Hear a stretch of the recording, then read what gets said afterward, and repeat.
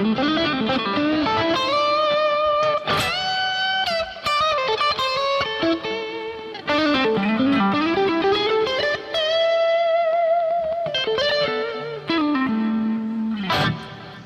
cool. How are you, Steve? I'm good. How you doing, buddy?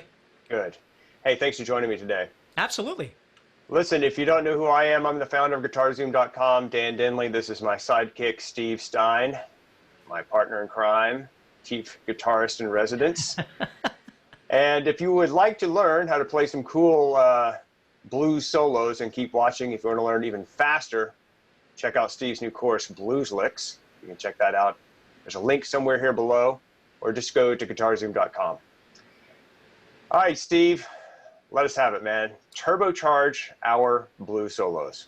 Yeah, so basically I think one of the biggest things that people get wrong when you're trying to build blues ideas is we use the same old all the time. So if you think about just coming from the traditional minor pentatonic, the first thing I want everybody to think about is the idea of dynamics. Like even when you play, adding a little palm muting, or picking a little harder and softer in different places, speeding up and slowing down, just these subtle elements that can really make a difference in your playing.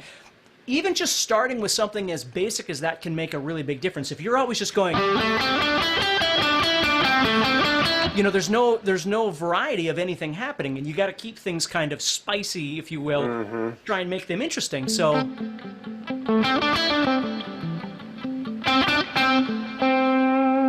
add in a little vibrato, you know. Nice. And so that kind of keeps it from sounding like a scale. Well, that's the whole point, is you want to try and turn what you're doing into a voice. Think of it as singing, but you're doing it on your guitar, right?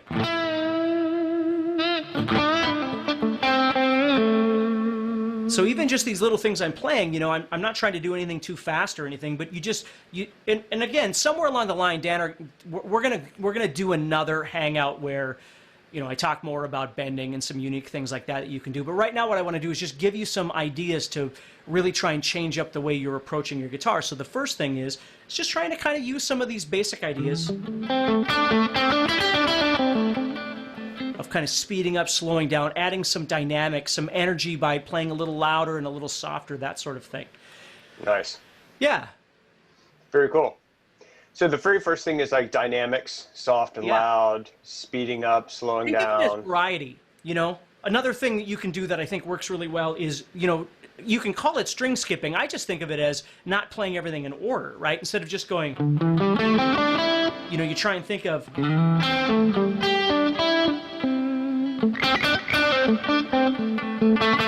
notice how I can double up on notes and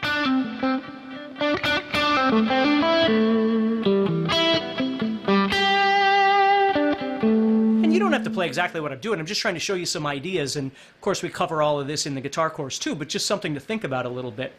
The next big thing though, Dan, before we move on, I want to show you that I learned this a long time ago when I was a kid, was this what I've always called a crossover.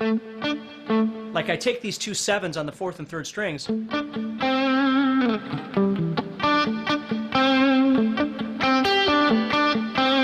I can, you know, do that anywhere.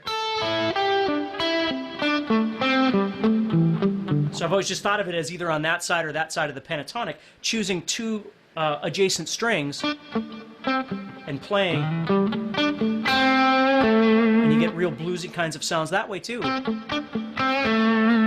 And again, so you're playing two notes on the same fret with different strings. So like, the big one I'm using here is the two sevens on the third and fourth strings.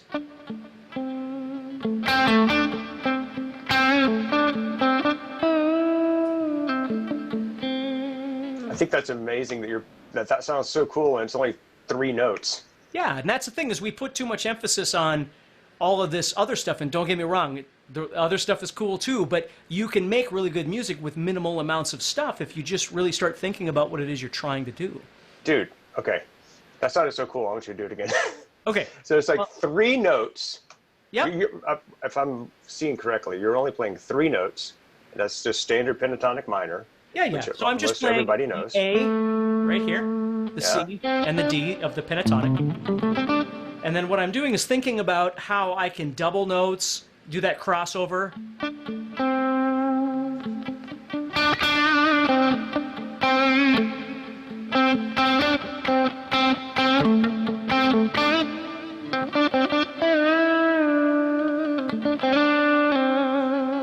You know, there's so many so cool you can cool. do. Yeah, yeah. Do you have a, not to put you on the spot, do you have like a backing track you could maybe show how you'd play those 3 notes over a backing track? Let me see if I. Or were you set up for that today? I'm not sure how the audio is going to be. Let's try this. All right.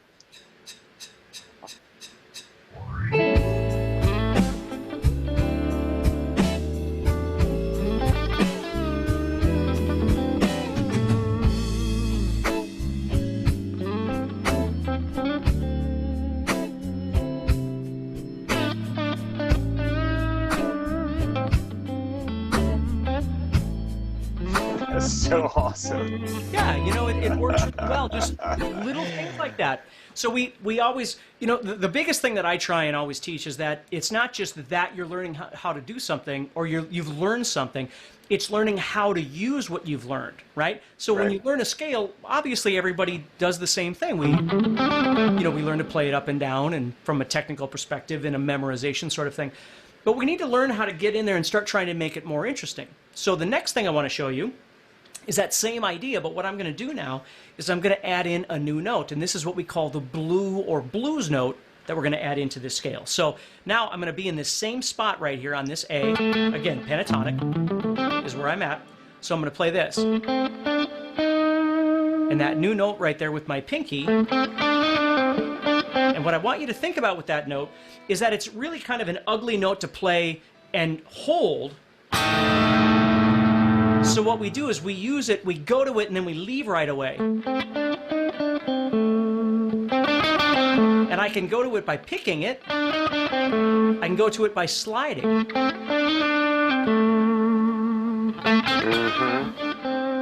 So if I come from, for instance, the top part of the scale, I'm thinking toward the floor here, if I do this.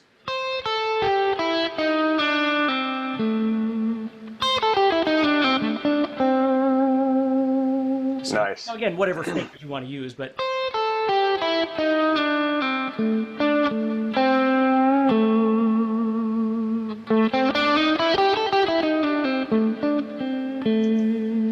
that's super cool. yeah. And you can also bend up to it, right?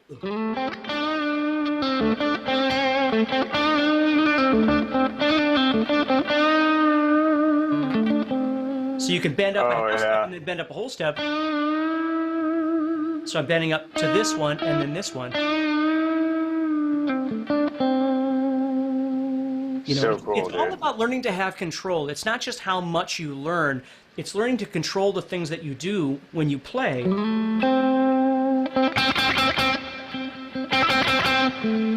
Right? I can decide how fast I want to play that or slow or, you know, right now my volume wasn't even very high. Now if I turn my volume up, you know, now I'm getting more aggressive.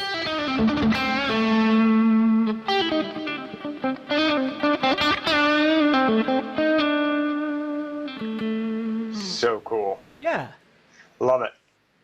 So, guys, as we're going through this, just keep in mind that we're just scratching the surface on Steve's new Blues Licks course, which is going to take you step by step through all the things that he's going through right now. This is just a small little taste of what you get. If you want to check that out, just go to guitarzoom.com or just check out the link around this video. What else you got for us, big guy?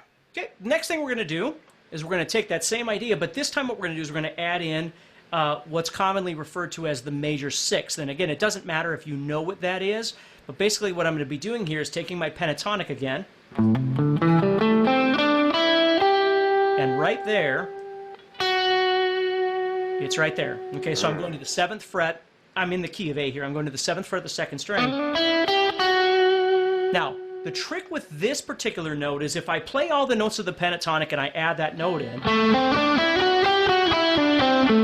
it doesn't sound pentatonic, or it doesn't sound bluesy. It just sounds like something maybe melodic that you'd play. So here the trick is even though you're adding new notes in, it's not like because you've got a new note, you just add it with everybody else. Sometimes It's, again, how you're using it. So here's what I want to show you. So when I go to this string, this second string, and instead of playing 7 and 8 like I used to, or excuse me, 5 and 8, and then we have 5, 7, and 8, this is my new note. What I'm going to do is I'm going to leave out the 8th fret, and I'm just going to play 5 and 7 on that string. Okay? Now, if I go to the first string and I play my 5, 8 like I normally do, you get that bluesy sound. And then see how I went back to that sounds sweet. And then my crossover here. So it sounds like major or something. Yeah. So oftentimes as I'm descending this direction, I'll play the 5, 7, this new note I've got here, skip the 8, and when I come back toward the ceiling that direction,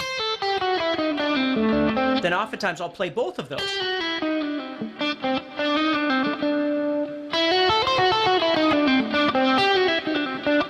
Now again, I don't want to play too fast or anything, but I just want you to notice that, again, my point is I've added this new note, this 7th fret of the 2nd string right here, which is actually the note F sharp. But just because I've added it doesn't mean I want to play it all the time, and it doesn't mean I want to play it with all the notes. I have to think and listen to how it responds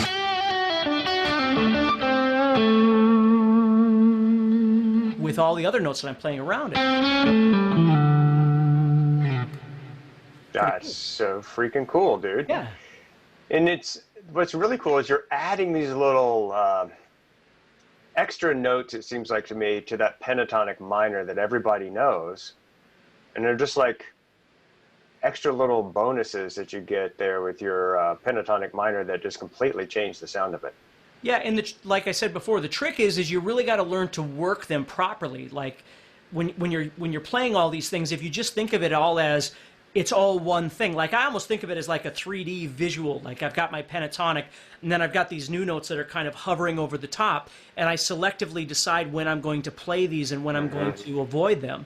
So it's not just everything all at the same time, because if you had that mentality, then you might as well just play all the notes on the guitar all the time, and then it wouldn't sound like anything. Like what really makes it sound more bluesy is the fact of how you're combining those notes together.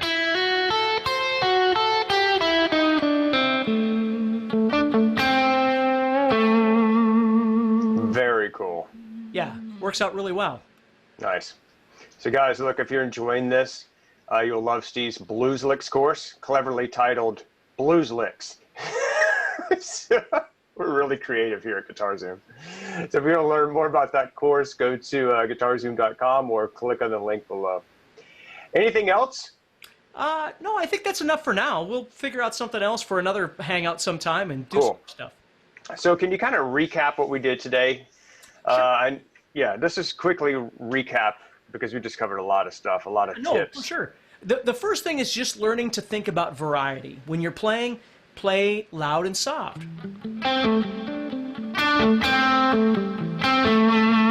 Learn how to play with variety of your notes too by thinking about jumping over notes. You know, we can call it string skipping, but really you're just trying not to play sequential all the time. Like this, you're trying to think about it.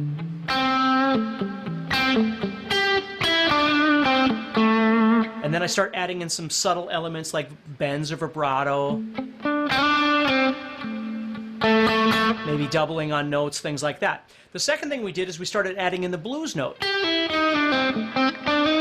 And started really deciding how we wanted to manipulate that sound. Maybe we bend to it, maybe we slide to it. And then we put it in context of our scale. And then the next thing we did is we added in that major 6 sound, but we were really careful not to just add it in so it just sounds like a scale, but instead trying to combine the sound with some of the other minor pentatonic notes around it.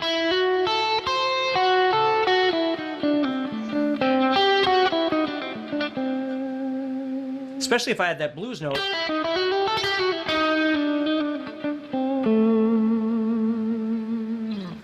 That's magical. Yeah, it's cool. Dude, thank you so much for sharing. Yeah, absolutely. Amazing. So guys, if you like this, check out Steve's Blues Licks course. I think you'll love it. Go to guitarzoom.com. You can check it out. And other than that, I think this is a wrap, bro.